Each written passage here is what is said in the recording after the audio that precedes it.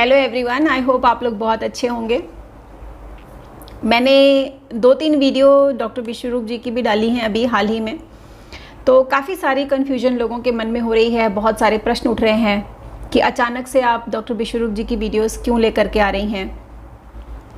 आपने डॉक्टर पंकज जी को प्रमोट करना शुरू किया, तो फिर अभी विश्वरूप जी की बातें और कुछ क्वेश्चन पूछे लोगों ने, काफ़ी कन्फ्यूजन है लोगों को। तो मैं सबसे पहले तो ये क्लियर करना चाहूँगी कि डॉक्टर पंकज जी जो हैं वो आयुर्वेद के डॉक्टर हैं। तो आयुर्वेद के हिसाब से जो भी कुछ वो बोलेंगे वो आयुर्वेद के हिसाब से ही बोलेंगे। डॉक्टर BRC का जो DIP डाइट है, जो उनकी ट्रीटमेंट का जो प्रोटोकॉल है, वो चाइना स्टडी पर बेस है, तो वो उसके हिसाब से बताते हैं। अब आपके शरीर पर क्या ज़्यादा सूटेबल होता है वो तो आप ही को चेक करना है। तो आपको मैं वैरायटी दे रही हूँ, आप उसमें से फॉलो कीजिए आपको जो सही लगता है, ठीक है। तो जो क्वेश्चंस हैं, अभी मैं 2-3 क्वेश्चंस लिए हैं मैंने लोगों के, तो वो क्वेश्चंस मैं लेती हूँ और उसके क्वेश्चंस के आंसर देने की पूरी कोशिश करती हूँ। I will try my best to justify the questions. तो सबसे पहला क्वेश्चन जो है वो है सिकंदर जी का। वो बोलते हैं, तानिया मैम, विश्वरूप सर तो कह रहे हैं कि सीजनल एंड रीजनल फ्रूट्स खाने से कुछ भी नहीं होता, लेकिन आप तो तासीर की बात करती हैं, इन्होंने तो ऐसी कोई बात नहीं की है। तो ये बिल्कुल सही बात है कि सीजनल एंड रीजनल खाना चाहिए, ये बिल्कुल सही है। हमेशा मैं कहती हूँ गो सीजनल एंड रीजनल। ओके, विश्वरूप जी आयुर्वेदाचार्य नहीं है, इसलिए वो तासीर की बात नहीं करेंगे, लेकिन कई सारे उनके वीडियोस में आप देखेंगे आपकी वो तासीर की बातें करते हैं। जैसे उन्होंने अभी एक लेटेस्ट वीडियो उनकी शूट हुई थी, किसी चैनल के साथ उनकी वीडियो शूट हुई है, उसमें एसिडिटी के बारे में उन्होंने बात किया है। और जब एसिडिटी की बात होती है तो 2 डिफरेंट तरीके के भोजन को अगर आप अपने शरीर में एक साथ लेते हैं तो किस तरह की तासीर बनती है, उस पर भी उन्होंने थोड़ा बहुत बात किया। इसका मतलब वो कहीं ना कहीं आयुर्वेद को भी स्टडी कर रहे हैं। तो ये बिल्कुल अलग है। आप डॉक्टर विश्वरूप जी से ये उम्मीद नहीं कर सकते कि वो आयुर्वेद की बातें आपसे बताएंगे, क्योंकि उन्होंने आयुर्वेद सीखा ही नहीं है, तो वो आयुर्वेद की पूरी नॉलेज आपको नहीं दे सकते, ठीक है। ये तो पहले प्रश्न का जो है वो आंसर है। इसके बाद दूसरा प्रश्न हमारा है नितिन जी का। वो बोलते हैं, लीफी वेजिटेबल्स को 1 टाइम मॉर्निंग में खाली पेट स्मूदी बना के लिया जा सकता है क्या? तो बिल्कुल लिया जा सकता है। आप ग्रीन वेजिटेबल्स को मॉर्निंग में स्मूदी बना के पी सकते हैं, उसका जूस बना के पी सकते हैं, लेकिन यही है कि आपका शरीर, क्योंकि देखिए भारत में अभी बहुत ज़्यादा ठंड है, तो ये ज़्यादा सूटेबल उन लोगों पे होगा जिनका जो है फैट बहुत ज़्यादा बढ़ा हुआ है। अगर आप बहुत ज़्यादा मोटे हैं तो आप सवेरे खाली पेट इसको ले सकते हैं, आपको कोई दिक्कत नहीं होने वाली, क्योंकि आप वज़न लूज़ करना चाहते हैं और आपको अल्कलाइन की बहुत ज़्यादा ज़रूरत है। उसके अलावा अगर आप बहुत पतले हैं तो ये स्मूदी मॉर्निंग में अगर आपको पीने का मन है तो इसको मैं कहूँगी कि स्मूदी के फॉर्म में ना पी करके इसको सूप के फॉर्म में पीजिए। आप इसको थोड़ा सा स्टीम कर लीजिए, इसमें काला नमक काली मिर्च मिलाइए और इसको पीजिए, आपको वही सारे बेनिफिट्स मिलेगा। बहुत ज़्यादा देर तक ना पकाना, सिर्फ 5 मिनट आपको इसको हल्का सा इसको स्टीम देना है बस, तो वो थोड़ा सा उसका कच्चापन निकल जाएगा और आपके पेट में पचने के लिए आसान हो जाएगा। ये बात विश्वरूप जी भी कहते हैं। और आपको देखिए, आंख बंद करके भेड़ चाल नहीं चलना चाहिए किसी को भी। जब आप किसी को फॉलो कर रहे हैं तो अपना दिमाग, अपना आंख कान नाक सब खुला रखो, ध्यान से ऑब्जर्व करो कि सामने वाला क्या बोलता है, उसको ट्राई अगर आप करना चाहते हैं तो कीजिए। देखिए, ये लोग जो भी कुछ बताते हैं, चाहे विश्वरूप जी बता रहे हो चाहे पंकज जी बता रहे हो, ये लोग उनके लिए बता रहे हैं जो लोग बीमार हैं। जो एक सर्टेन क्वांटिटी बताई जाती है खाने की, वो एक बीमार इंसान के लिए बताई जाती है। जो स्वस्थ इंसान है वो मिक्स एंड मैच करके खा सकता है। आप अपने शरीर को देखिए, आपके शरीर की बनावट कैसी है, आप मोटे हैं पतले हैं, कैसे वातावरण में आप हैं, आप ठंड में रह रहे हैं गर्मी में रह रहे हैं, वो सभी तो मैटर करता है ना। ये सारी चीज़ें मैटर करती हैं, उसको ध्यान में रखते हुए आप अपने डाइट का चयन कीजिए।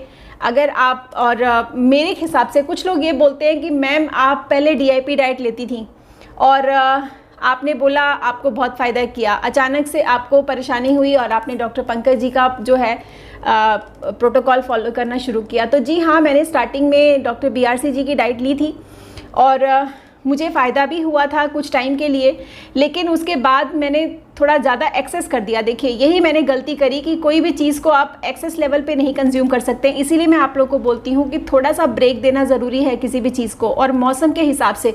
मैं जहाँ पे रहती हूँ यहाँ पर मॉइस्चर है बहुत ज़्यादा। सिंगापुर में चारों तरफ समुद्र से घिरा हुआ है ये कंट्री, और इसकी वजह से यहाँ का जो वातावरण है वो रेन फॉरेस्ट का है। मतलब कभी भी बरसात हो जाता है, कभी भी ठंड होती है, तो मौसम बहुत ही अजीब सा है यहाँ का। मतलब बहुत ही मॉइस्ट है, बहुत ज़्यादा मॉइस्ट है। तो यहाँ के वातावरण के हिसाब से मैंने फल और सब्जियों का चयन नहीं किया, इसलिए मुझे परेशानियाँ भुगतनी पड़ी। तो आप लोग भी अपने शहर को ध्यान में रखिए, आप कहाँ पर रहते हैं। अगर आप ड्राई सिटी में रहते हैं जहाँ पे बहुत ड्राइनेस है, तो ये तो आपके लिए मैजिक है, ये DIP डाइट आपके लिए मैजिक है, क्योंकि आपको अपने बॉडी में एल्कलाइन ज़्यादा डालना चाहिए ऐसे टाइम। मुंबई का भी देख लीजिए, मुंबई चारों तरफ मतलब 3 तरफ से घिरा हुआ है वो, तो मुंबई का वातावरण भी ऐसा है कि कभी भी बारिश हो जाती है, कभी भी मौसम थोड़ा ठंडा होता है। सेम सिंगापुर जैसा ही वेदर वहाँ का भी है। तो खाने से पहले कोई भी चीज़ आप खाइए तो उसको थोड़ा ध्यान में रख के खाइए कि आपको कितना फ़ायदा कर रही है। जब आपको लगे कि हाँ अब मुझे थोड़ी तकलीफ़ होनी शुरू हो रही है इससे, तो आप बंद कर दीजिए। तो मेरे कहने का सिर्फ इतना मतलब है कि आप डाइट, किसी भी डाइट का चयन कीजिए अपने शरीर की हिसाब से। आपका शरीर क्या उसको एक्सेप्ट करता है, क्या आपको कोई तकलीफ़ नहीं हो रही है। अगर आपको तकलीफ़ नहीं हो रही है तो डेफिनेटली वो डाइट आपके लिए ही है। और सीजनल और रीजनल तो सबको होना चाहिए, क्योंकि आप जिस प्रांत में रहते हैं, नेचर ने आपको उस प्रांत के, नेचर तो इधर उधर नहीं भागता ना, वो तो एक ही जगह रहता है। महाराष्ट्र के लिए महाराष्ट्र के वेजिटेबल्स वहाँ पे जो उगता है वो हमेशा से वही उगता है, आप कुछ और उगा नहीं सकते वहाँ पे। लेकिन आप तो इधर से उधर ट्रैवल करते हो ना, तो आप जहाँ पर हो इस वक्त उस एरिए के हिसाब से आप अपने भोजन का चयन कीजिए। वो बिल्कुल सही कहते हैं कि भाई regional and seasonal is very very important. तो ये आई होप आप लोगों को आंसर मिल रहा होगा, मैं जो आप लोगों को समझाना चाहती हूँ। इसका अगला क्वेश्चन है अंजुम जी का। बोलते हैं मैम क्या DIP डाइट प्लान में थायराइड मेडिसिन लेते रहना है, प्लीज़ रिप्लाई। तो अगर आपका थायराइड बहुत पुराना है, बहुत ज़्यादा पुराना है, लाइक आप 3-4 साल से दवाई पर हैं, तो अगर आपने DIP डाइट शुरू किया है, ऐसे हालात में आपको मेडिसिन नहीं छोड़नी चाहिए। ओके, मेडिसिन क्यों नहीं छोड़नी चाहिए? क्योंकि अगर आप लंबे समय से मेडिसिन ले रहे हैं तो आपका बॉडी पूरी तरह से मेडिसिन पे डिपेंडेंट हो जाता है। जब आपका बॉडी डिपेंडेंट हो जाता है तो जब आप उसको छोड़ेंगे तो वो एकदम से ही रिएक्ट करेगा और आपकी बॉडी को एक शॉक में डाल देगा, और इससे आपको लेने के देने पड़ सकते हैं। तो ये अपने डॉक्टर की निगरानी में रहते हुए उसको टेपर डाउन आप कर सकते हैं। उसको टेपर डाउन करिए, धीरे धीरे मेडिसिन को कम कीजिए, और फिर एक वक्त ऐसा आएगा जब आपको लगेगा कि आप काफ़ी हद तक रिकवर हो गए हैं, बहुत अच्छा फील करेंगे, बहुत स्वस्थ फील करेंगे। तो फिर वो टाइम ऐसा होगा कि आप इसको पूरी तरह से छोड़ सकते हैं और नॉर्मल डाइट पे, मतलब एक हेल्दी डाइट पे आप आ सकते हैं। तो अगला प्रश्न है, बहुत सारे लोगों को ओके, पोगो जी बोलते हैं कि अब तो आप एनिमल प्रोटीन का भी डाइट शेयर करने लगी हैं, क्यों? तो पोगो जी से मैं ये पूछना चाहूँगी कि क्या मैंने किसी को ये बोला है कि भाई आपको दिन रात दूध ही पीना है, दिन रात घी ही खाना है? ऐसा तो मैंने नहीं बोला है। मैं जब आपको एक रेमेडी शेयर करती हूँ, अभी तक तो मैं सिर्फ रेमेडी शेयर कर रही हूँ, और रेमेडीज़ में दूध इस्तेमाल क्यों किया जाता है मैं आपको थोड़ा समझा देती हूँ, ताकि आप लोग बिल्कुल क्लियर हो जाएं आज। दूध, और आप आयुर्वेद में कहा जाता है ना कि आप कुछ ऐसी सर्टेन मेडिसिन्स होती हैं, कुछ ऐसे हर्ब्स होते हैं, उनके पाउडर होते हैं जिनको आप खाते हैं तो उसके साथ आपको दूध ज़रूर लेना होता है। क्यों लेना होता है? क्योंकि जो आप पाउडर खा रहे हैं उसकी तासीर इतनी ज़्यादा गर्म है, और आपके मुंह, जब आपका ये जो माउथ है, इसके अंदर का जो तासीर है वो ठंडा है। वो पाउडर आपके स्टमक में जाकर के घुलना चाहिए। यहाँ पर अगर आपने टच किया उसको डायरेक्टली तो वो आपका मुंह जला देगा, इतना ज़्यादा स्ट्रॉन्ग होता है, उसकी गर्मी इतनी तेज़ होती है। तो अब आयुर्वेद कैप्सूल्स का इस्तेमाल तो करता नहीं है, तो वो दवाई को आपके पेट तक कैसे लेके जाएगा? तो दूध जो है वो एक तरह से एक वाहन का काम करता है। लाइक जैसे आप कैप्सूल में भर करके अंग्रेज़ी दवाइयाँ खाते हैं, वैसे ही आपको कहा जाता है कि दूध के साथ आप इसको लीजिए। दूध की तासीर ठंडी होती है, तो वो जब पाउडर के साथ मिक्स होता है तो वो उसकी तासीर को, पाउडर की तासीर को न्यूट्रलाइज करके आपके स्टमक के अंदर लेके जाता है और स्टमक में जा कर के वो अपना काम ठीक से करता है। आई होप आपको समझ में आ रहा होगा मैं क्या कहना चाह रही हूँ। सेम थिंग गोज़ टू घी का भी ऐसा ही है। घी किसको खाना चाहिए, किसको नहीं खाना चाहिए, इस पर मैं एक विस्तार से वीडियो बनाऊंगी। डॉक्टर पंकज जी को खुद लेकर के आऊँगी, वो बताएंगे सारा कुछ, बहुत कुछ। बट बहुत छोटे से और बहुत ब्रीफ में आपको बता दूं कि घी किन लोगों को खाना चाहिए। घी उन लोगों को खाना चाहिए जिनके शरीर में वात का प्रकोप बहुत ज़्यादा है। वात का प्रकोप मतलब उनका शरीर बहुत दुबला पतला है, बहुत सूखे हैं, बहुत ड्राई हैं, बहुत ज़्यादा मतलब बिल्कुल भी एनर्जी नहीं है उनके अंदर। ऐसे लोगों को घी का सेवन ज़रूर करना चाहिए, क्योंकि उनके अंदर वात का प्रकोप बहुत ज़्यादा है, बहुत ज़्यादा ड्राइनेस हो रही है अंदर, तो चिकनाहट लाना बहुत ज़रूरी है शरीर के अंदर। घी का सेवन जो है वो वात प्रकोप वालों को ही करना चाहिए। बाकी लोग जो हैं, जैसे कफ की प्रकृति के लोग हैं, जिनको बहुत ज़्यादा ऑलरेडी काफ़ी मोटे हैं, बहुत उनके अंदर चिकनाहट ऑलरेडी बहुत ज़्यादा है, तो उन्हें क्या ज़रूरत है, उनको कोई ज़रूरत नहीं है और ज़्यादा चिकनाहट अपने शरीर में डालने के लिए। हर चीज़ एक स्टैंडर्ड अमाउंट में अगर आपके शरीर में मौजूद है तो आपको बाहर से कुछ और सपोर्ट लेने की ज़रूरत नहीं है। ये जितना भी चीज़ें हम बाहर से लेते हैं वो बॉडी को सपोर्ट करने के लिए ही लेते हैं, क्योंकि हमारे शरीर के अंदर तो वो सब कुछ है। हमारे शरीर में वात भी है, पित्त भी है, कफ भी है, सब कुछ है, लेकिन उसको सपोर्ट करने के लिए जब वो कम और ज़्यादा होता है तो उसको बैलेंस करने के लिए हमें बाहर से एक सपोर्ट सिस्टम डालना पड़ता है अपने शरीर में, ताकि वो बैलेंस हो जाए। तो इसलिए हम दूध और घी का सहारा लेते हैं। तो दूध, आपको पता चल गया कि दूध पीने का क्या कारण है। आपको कोई ज़रूरी नहीं है कि आप नॉर्मल डाइट में डेली दूध गपागप पीते चले जाएं, क्योंकि आज के डेट में दूध पचाने लायक आपका शरीर रहा नहीं है। दूध ना तो वो दूध वैसा रहा जैसा पहले हुआ करता था, लेकिन गांव में अभी भी गनीमत है। गांव में जो लोग अपने घर में पालते हैं गौ को या भैंस को, उन लोगों का दूध अभी भी काफ़ी हद तक सही है। लेकिन उस दूध को आपको तभी दिया जाता है जब आपको बीमार हैं और आपको कुछ दवाइयाँ दी जाती हैं, दवाइयों का सेवन करना है, तब आप दूध लीजिए। उसके बाद अगर आप अपनी इच्छा से दिन भर दूध पीते हैं और कोई काम नहीं करते हैं तो आपको डेफिनेटली बीमारी होगी, वो नुकसान करेगा।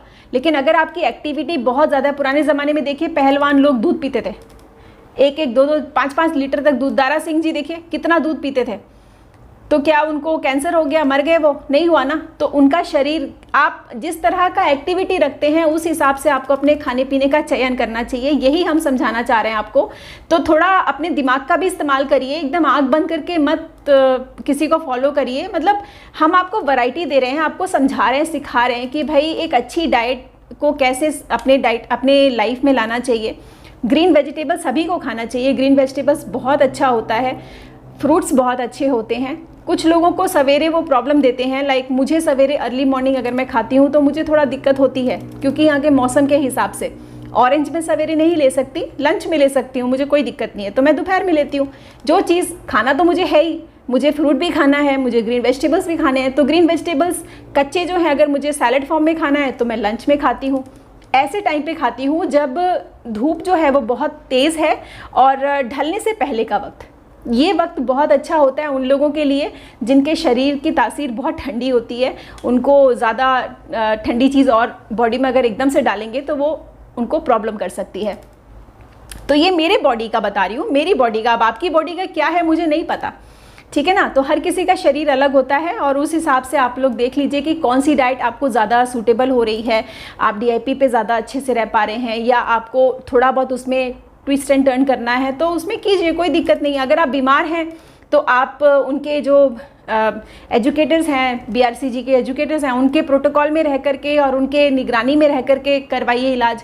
अगर आप पंकज जी के निगरानी में हैं, पंकज जी से ट्रीटमेंट करा रहे हैं, तो पंकज जी की पूरी तरह से निगरानी में रहिए। वो आपको पूरी तरह से फुल गाइडेंस करेंगे कि आपको क्या खाना है, क्या नहीं खाना है, क्योंकि दोनों की चिकित्सा पद्धति टोटली अलग है, बिल्कुल अलग है। BRCG का चाइना स्टडी बेस पे है तो वो नेचुरोपैथी के जैसा है, और पंकज जी का 100% आयुर्वेदा, प्योर आयुर्वेदा के हिसाब से वो फॉलो करते हैं। कोई मिक्स, कोई वैसा आयुर्वेदा नहीं, जो एकदम ही प्योर आयुर्वेदा है। तो उनका ट्रीटमेंट बहुत डिफरेंट है। तो इनको आप कंपेयर भी नहीं कर सकते और इनको मिक्स भी नहीं कर सकते। तो अपनी दिमाग और आँख कान नाक खोल करके वीडियोस को देखा करिए और समझने की कोशिश करा करिए। इन्फॉर्मेशन जहाँ से मिले वहाँ से लेना बहुत अच्छी बात है।